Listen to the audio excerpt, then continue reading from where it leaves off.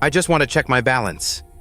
I Her voice just wanna trembled, check my not from fear, balance. but from the weight of 90 years. The shiny marble lobby of First National Bank fell silent. Every eye turned toward the old black woman standing at the entrance, leaning on a worn wooden cane. Her coat was faded. Her shoes were scuffed.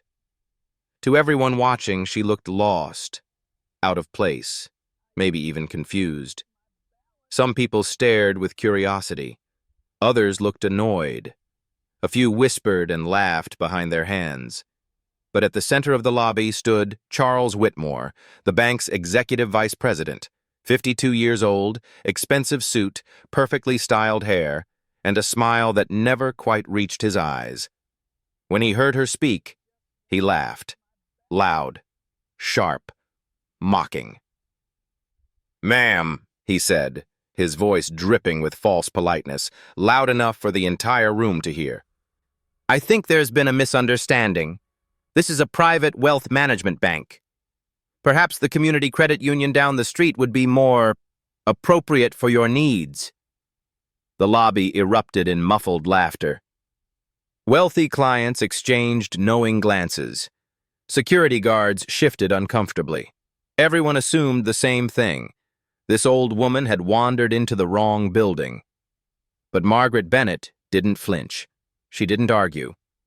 She didn't raise her voice. Instead, she reached into her worn coat pocket and pulled out a single black card, its edges bent, its numbers nearly faded. "Young man," she said calmly, her eyes sharp as glass, "I didn't ask where you think I should bank. I said I want to check my balance." Charles looked at the card with disgust. "Janet," he called to his assistant, raising his voice. "Another one?" Trying to be clever with expired cards. A few wealthy customers giggled. A woman in designer sunglasses, Mrs. Catherine Vance, whispered something about Alzheimer's, and people nearby smirked. But Margaret didn't move. Her face remained calm. If you looked closely, you'd see something in her eyes. Not anger, not embarrassment, confidence. Good day, family. Before we continue this story, make sure you like this video and subscribe to Speak Black Stories. Your support helps us tell powerful stories that matter. Now, let's continue.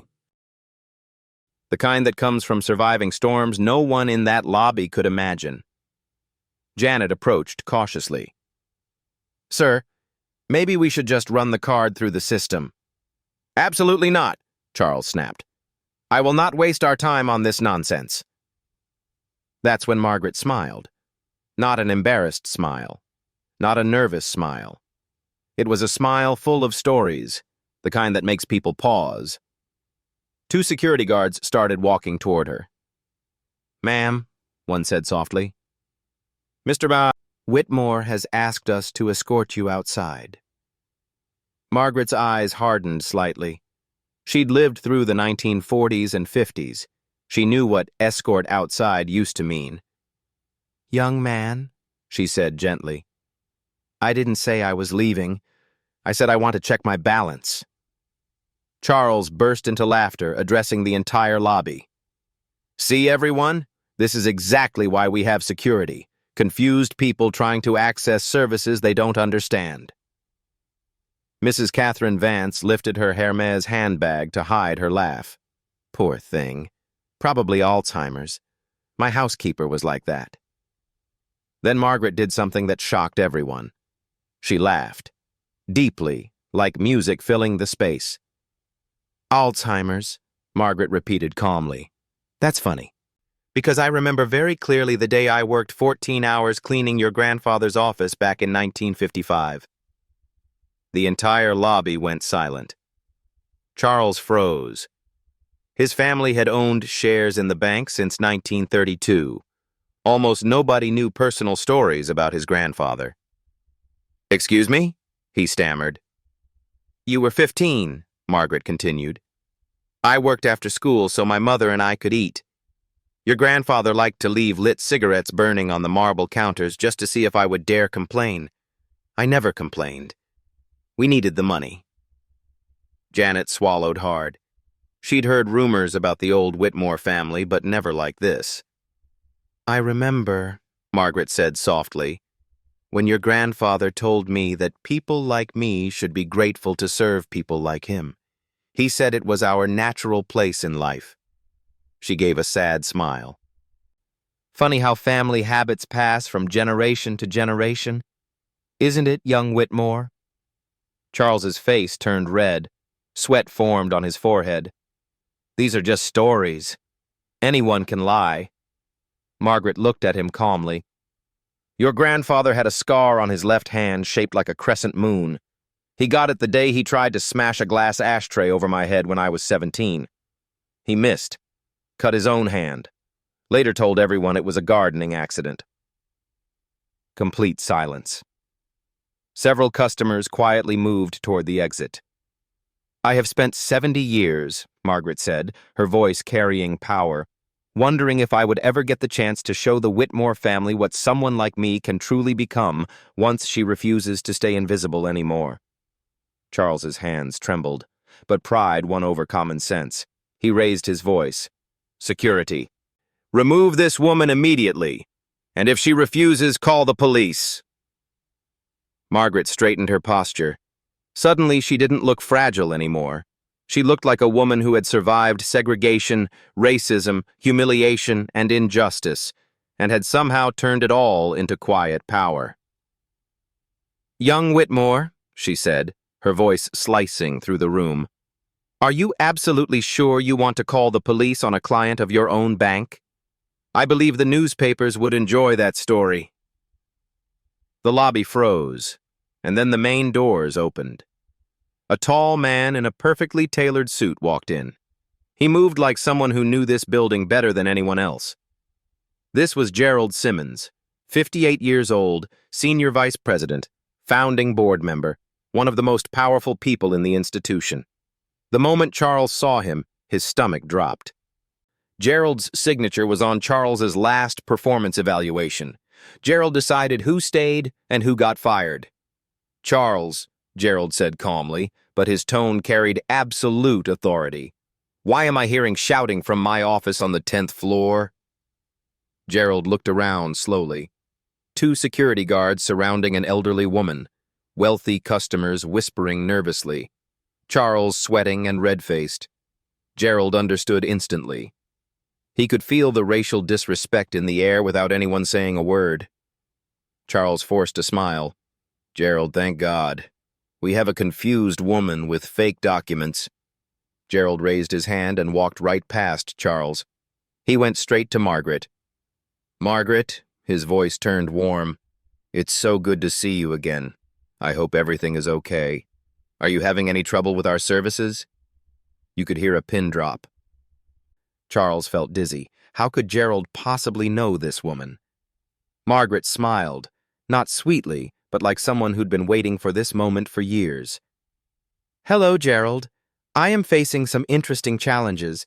It seems young Whitmore here believes I don't look like the kind of customer this bank should serve. Gerald turned slowly toward Charles. The look in his eyes could have burned through steel. Charles, my office. Now. Charles tried to defend himself. But Gerald, Now. Charles had no choice. He walked like a guilty child toward the elevator. The lobby remained frozen after they left. Mrs. Catherine Vance stepped forward hesitantly. Mrs., do you really know Mr. Simmons? Margaret turned to her gently.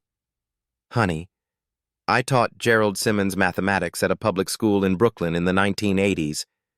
He was just a bright young boy who needed someone to believe in him. She paused. Funny how life goes around in circles, isn't it? Mrs. Vance's face drained of color. She'd just mocked someone who'd spent her life teaching, guiding, helping children succeed. People nearby stared. Pieces of the puzzle were connecting. In the elevator, Charles tried desperately to explain. Gerald, listen. She looked out of place. Any racist person would have thought that, Gerald answered coldly. Charles felt punched. I was just doing my job. Your job is to serve clients, not judge them by their shoes. Gerald's voice was quiet, which made it more terrifying. Margaret isn't just a customer, Charles. She was my teacher. The only person who believed a poor kid from Brooklyn could become more than what society expected. The elevator reached the 10th floor. She taught math for 40 years in the toughest schools in the city, schools where everyone else gave up. But Margaret never did, and when she retired, she invested every penny into a scholarship fund to help kids who looked like her, kids like I used to be. Charles felt weak. How was I supposed to know that? Gerald stared at him with pure disappointment. Because you should have asked before you humiliated her in public. Because real leaders don't judge by appearance. Because your job is to serve people with dignity, not entertain rich friends by destroying someone's humanity. Gerald stepped out and walked toward his office. Through the glass walls, Charles watched him sit down and start making phone calls. One call, then another, then another. Each one felt like a door slamming on Charles's career. Back in the lobby, Margaret sat calmly in a leather VIP chair. Employees who'd earlier dismissed her now approached with respect and embarrassment. Janet walked over carefully. Mrs. Bennett, Mr. Simmons asked me to help you with anything you need. Would you like to check your balance somewhere more private? Margaret smiled kindly but firmly. No, dear. We'll do it right here. Transparency matters, especially in banks. People shifted uncomfortably. They knew what she meant. Janet sat beside her and opened her tablet with shaking hands. May I have your account number? Margaret recited it from memory. 9 digits, clear and precise. The lobby became a silent theater. Security guards watched. Bankers stood frozen. Customers leaned forward, unable to look away. Janet's screen loaded. Her eyes widened. Her expression changed. Mrs. Bennett, she said carefully, would you like me to read the balance out loud? Margaret nodded. Yes, dear. Loud and clear. This is financial education. Everyone should pay attention. Janet took a deep breath. The balance in your main checking account is... She paused, reading it twice to believe it. $847,000. For a second, nobody moved. Then the sound hit. A loud murmur swept across the lobby. A purse fell. Mrs. Vance's Hermes bag slipped from her hand and hit the marble floor with a thud. Her jaw dropped. Other customers turned red with embarrassment. Some looked at their shoes. The woman they'd mocked had more money in one account than most of them had ever seen. Margaret smiled politely. But dear, isn't that only one account? Janet blinked and checked again. Her fingers moved across the screen. Yes, you also have an education savings fund with $1.2 million, an investment account with $3.8 million. Her throat tightened. She had to read the last line twice. And an endowment education fund with $12.4 million. Silence. Actual silence. You could hear the air conditioner hum. $19 million. Almost. Sitting under the name of a woman everyone thought didn't belong. Margaret, the 90-year-old woman Charles had tried to humiliate, was one of the wealthiest private clients in the bank. Just then, the elevator doors opened with a soft chime. Everyone turned. Charles stepped out. His face looked drained of blood. Sweat stained his expensive shirt. His hands wouldn't stop shaking. Behind him came Gerald, calm, serious, unmoved. Charles, Gerald's voice sliced through the silence. Come forward and apologize properly to Mrs. Bennett. Charles tried to speak. I didn't know. Margaret slowly stood, her back straight, her presence commanding. Didn't know what? She asked softly. Didn't know I had money? Didn't know I was respected? Or didn't know you're supposed to treat every human being with dignity, whether rich or poor? Charles opened his mouth. Nothing came out. Margaret continued calmly. I heard something interesting. Gerald told me you encourage your workers to judge people by their clothes and make fun of them to impress wealthy clients. People slowly raised phones. Some recorded, some live-streamed. This was now evidence. "Young Whitmore," Margaret said, "do you want to know why a retired teacher has 19 million in this bank?" He nodded slowly, because now, for the first time, he respected her. "During 40 years of teaching, I saved and invested 60% of my salary. I lived simply, drove used cars, wore clothes until they wore out, and I invested." She looked around the lobby. "Not because I love money, but because I knew something you don't. I knew that smart investing and education break poverty, so I didn't only invest for myself, I invested in children you would never look at twice." Gerald stepped closer, holding a file. "Charles, you should also know, Mrs. Bennett is the biggest donor to our scholarship program. In the last 10 years, she's paid for 447 students to go to college." Charles's knees nearly buckled. He hadn't just insulted a millionaire. He'd attacked someone who'd spent her life lifting others, someone more honorable than he'd ever been. Margaret reached into her coat pocket and pulled out her phone. "Technology is really something," she said quietly. "I've been recording everything since I walked in here." All color drained from Charles's face. In a world where videos spread instantly, his cruel behavior could destroy everything he'd built. "Gerald," Margaret said, "I believe the board should see this. They deserve to know what kind of leadership guides this bank." Gerald nodded slowly. "I already called every board member. Emergency meeting at 5 p.m. Charles, you're suspended immediately while we investigate." Charles tried to speak. "Gerald, you can't. I have responsibilities, family, bills." Margaret spoke firmly. "I'm 90 years old. I spent my whole life proving human dignity isn't for sale. Every investment I made, every child I helped, all of it came because I refused to let people like you decide my worth."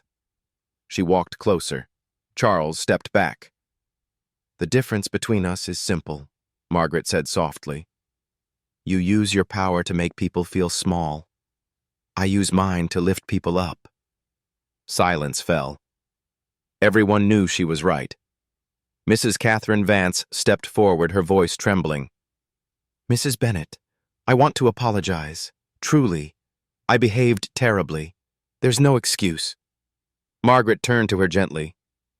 "Dear, everyone makes mistakes. What matters is whether we learn or repeat them." Security approached, not for Margaret, but for Charles. The same escort he'd ordered for her, he now faced himself. The lobby watched silently as Margaret sat back down calmly. "Janet," she said, smiling at the assistant, "I'd like to make some transfers. I have new students needing scholarships." Janet nodded quickly, relieved to help. She pulled up the transfer screen on her tablet. But as she did, something caught her eye. Another screen. Additional accounts linked to Margaret's profile. Janet's fingers froze on the tablet. Her face went pale. "Mrs. Bennett," she said slowly, her voice barely above a whisper, "I'm seeing... there are additional portfolios linked to your profile." Margaret nodded calmly. "Yes, dear. Could you pull those up as well?"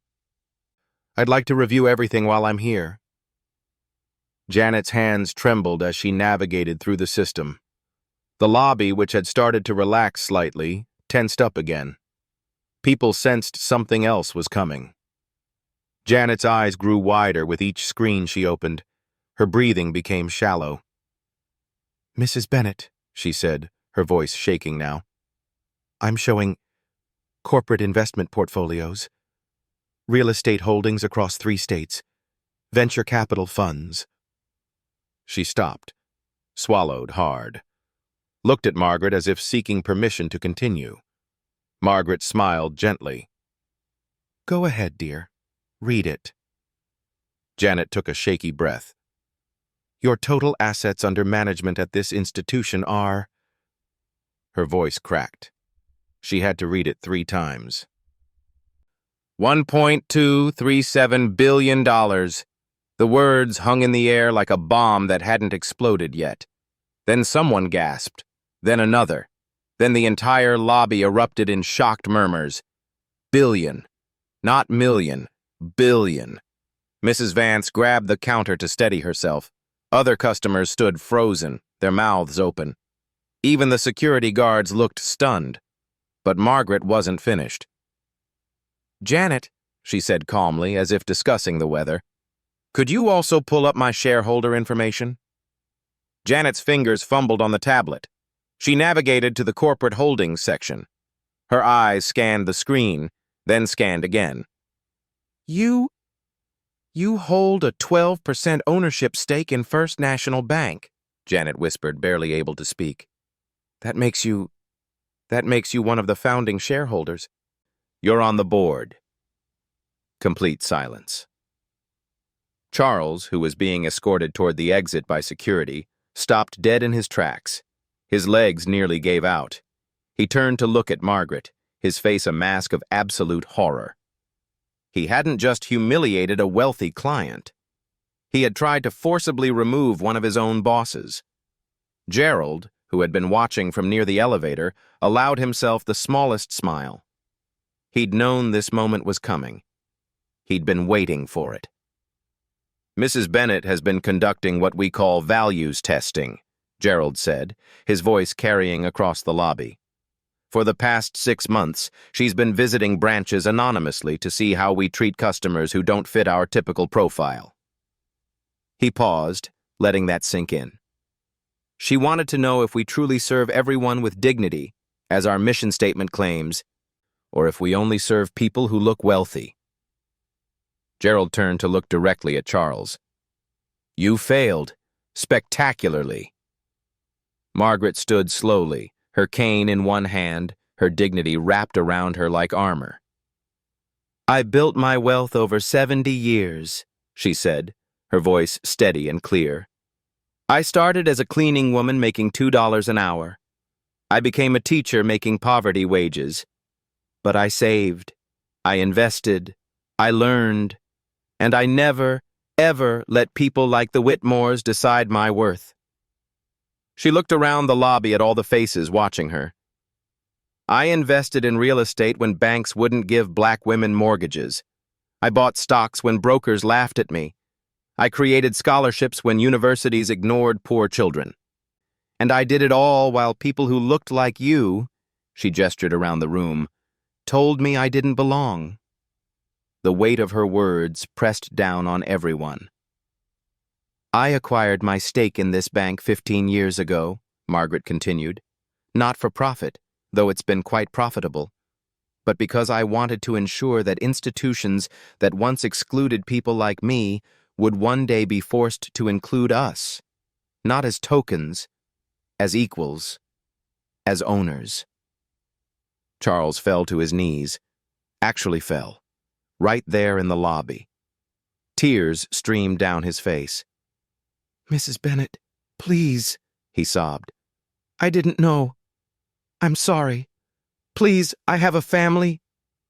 "You have a family," Margaret repeated slowly. "And for 30 years I had a family too. A daughter who was denied a loan from this very bank because the officer, your father, actually, said she didn't look like someone who would honor financial commitments." The revelation hit like thunder. "My daughter died 5 years ago," Margaret said, her voice breaking slightly for the first time. "She never got to see me buy into this bank, never got to see me sit on the board, never got to see me prove that we do honor our commitments, that we are worthy, that we belong." Tears rolled down her weathered cheeks, but her voice remained strong. "So no, Mr. Whitmore. I will not give you mercy you never showed my daughter. I will not give you grace you never offered me. What I will give you is exactly what you gave us. Judgment based on who you are, not who you could become." Gerald stepped forward. Charles Whitmore, effective immediately, you are terminated. Security will escort you from the building. You have 1 hour to collect your personal belongings under supervision. Charles crumbled completely, but no one moved to help him. The same people who'd laughed with him now looked away in disgust or shame. Margaret turned to Janet. Dear, let's complete those scholarship transfers. I have 20 new students starting college this fall. They're all first-generation students from communities that have been told they don't belong in higher education. She smiled softly. I'm going to make sure they know they belong everywhere. The video of what happened that day went viral. 12 million views in 1 week. It became a case study in business schools, diversity training programs, and corporate ethics seminars across the country. Charles Whitmore's name became synonymous with discriminatory banking practices. He applied to 17 financial institutions. All 17 rejected him. He eventually found work as a retail clerk, earning minimum wage, finally experiencing what it felt like to be overlooked and dismissed. First National Bank, meanwhile, underwent a complete transformation. The board, now with Margaret as a visible, active member, implemented sweeping changes. 1 mandatory unconscious bias training for all employees. 2 mystery shopper programs to test service equality. 3 community banking initiatives in underserved neighborhoods. 4 scholarship partnerships with historically black colleges. 5 zero-tolerance policies for discriminatory behavior, and the results were undeniable. Customer satisfaction scores increased by 47%. New accounts from diverse communities grew by 340%.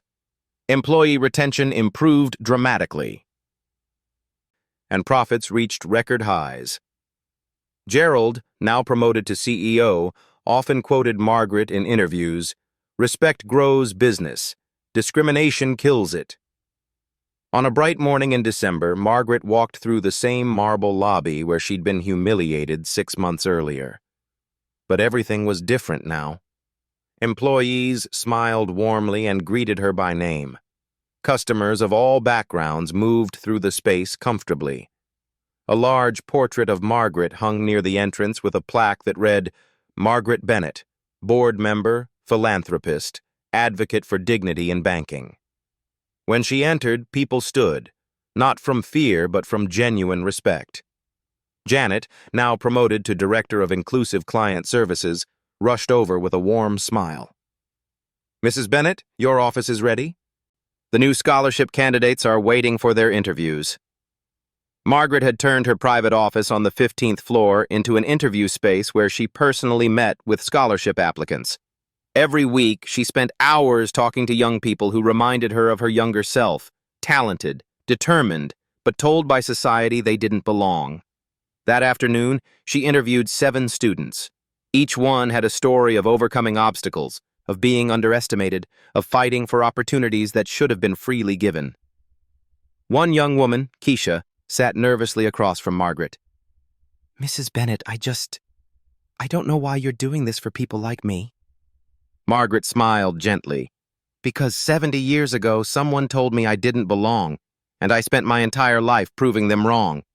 Now it's my turn to tell young people like you that you do belong, everywhere. In colleges, in boardrooms, in banks, in spaces that were built to exclude you. Tears welled in Keisha's eyes. Thank you. Don't thank me, Margaret said. Just promise me that when you succeed, and you will succeed, you'll reach back and lift someone else up. That's how we change the world. One hand reaching down to pull another up. Later that evening, Margaret sat in her office reviewing letters from former scholarship recipients. There were 847 of them now, collected over decades. Each one told a story of transformation. Dear Mrs. Bennett, I graduated medical school today. I'm the first doctor in my family. Thank you for believing in me. Mrs. Bennett, I just argued my first case before a federal judge. None of this would exist without you. I'm writing from my NASA office. I'm an aerospace engineer now. You changed my entire life. Margaret placed each letter carefully back in its folder. These were her real wealth. Not the billions in accounts, not the real estate empire, not even the bank shares. Her wealth was measured in lives changed, opportunities created, barriers broken. A knock on her door interrupted her thoughts. Gerald entered, carrying a folder. "Margaret, I wanted you to see this quarter's diversity report before tomorrow's board meeting." She took the folder and scanned the numbers. Hiring from underrepresented communities, up 65%. Promotion rates equalized across all demographics. Customer complaints about discriminatory treatment, down 91%. "We're getting there," Margaret said softly. "Because of you," Gerald replied. "You didn't just expose the problem that day. You gave us a roadmap to fix it." Margaret shook her head. "No, Gerald. I just refuse to stay invisible. The fixing, that's on all of us. Every day, in every interaction. That's the real work." 3 weeks later, the city held a ceremony to award Margaret honorary citizenship for her lifetime of service. The mayor presented her with a crystal plaque while hundreds of people, former students, colleagues, community members, stood and applauded. In her acceptance speech, Margaret said something that would be quoted for years to come. "True wealth is not what we collect. True wealth is what we plant. I planted seeds in soil that others said was barren. I watered dreams that others said would never grow. And now I'm standing in a forest that I helped create, a forest of doctors, lawyers, engineers, teachers, leaders who were told they didn't belong." She paused, her voice strong despite her 91 years. "To every young person watching this who has been dismissed, underestimated, or told you don't belong, you do belong. Your worth is not determined by others' limited vision. It's determined by your own unlimited potential. Don't wait for permission to succeed, and when you do succeed, don't forget to reach back." The audience rose in a standing ovation that lasted 5 minutes. Back at the bank, a new nameplate had been installed at the main entrance. Margaret Bennett Educational Center, where opportunity grows from dignity. Every person who entered that building, wealthy or not, black or white, young or old, would see that name and know the story behind it. The story of a woman who was told she didn't belong, but refused to accept that lie. The story of quiet dignity defeating loud prejudice. The story of a 90-year-old woman who walked into a bank to check her balance and walked out having changed an entire institution. Margaret Bennett still visits the bank every week. At 91, she's slower now, leaning more heavily on her cane. But her mind is sharp, her purpose clear, and her impact immeasurable. She interviews scholarship candidates. She mentors young employees. She reviews policies to ensure fairness. And she reminds everyone who meets her that dignity isn't negotiable, respect isn't earned by wealth, and true power comes from lifting others up. Charles Whitmore tried to make Margaret feel small. Instead, she showed the world how to stand tall. And that, perhaps, is the most expensive lesson of all.